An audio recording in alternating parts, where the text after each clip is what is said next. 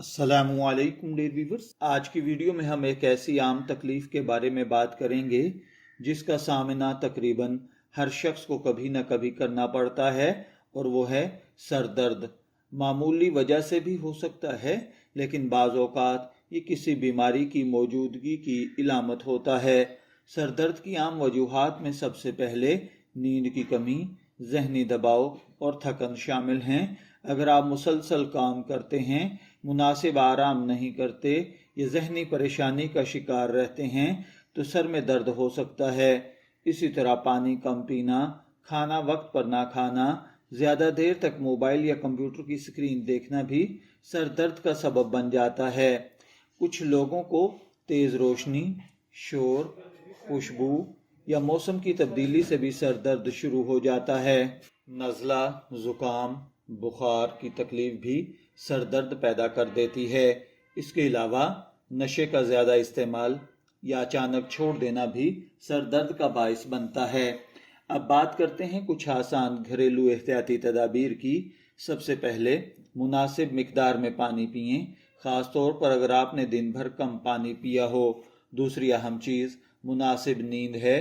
कोशिश करें रोज़ाना वक्त पर सोएं और वक्त पर जागें।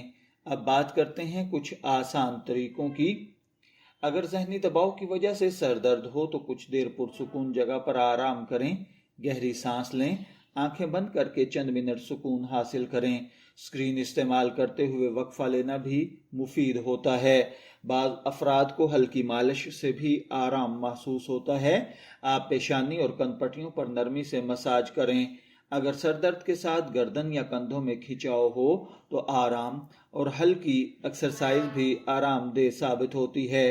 ताहम ये बात याद रखें कि ये सर दर्द का घरेलू इलाज तदबीर है, इलाज नहीं। अगर सर दर्द अचानक बहुत शदीद हो, बार बार होता हो, सर पर चोट के बाद शुरू हुआ हो या इसके साथ वीकनेस हो, बेहोशी हो, बोलने में दुश्वारी पेश आती हो, नज़र में कमी वाक़ई हो रही हो, गर्दन अकड़ने या मुसलसल उल्टी जैसे इलामात हों तो फौरी तिब्बी मदद हासिल करें, यानी किसी अच्छे डॉक्टर से राब्ता करें।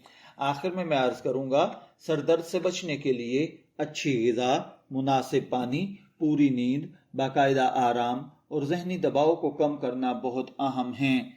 अगर आपको ये मालूमात मुफीद लगी हों तो वीडियो को लाइक करें, चैनल को सब्सक्राइब करें और इसे अपने दोस्तों के साथ, ख़ानदान के साथ ज़रूर शेयर करें।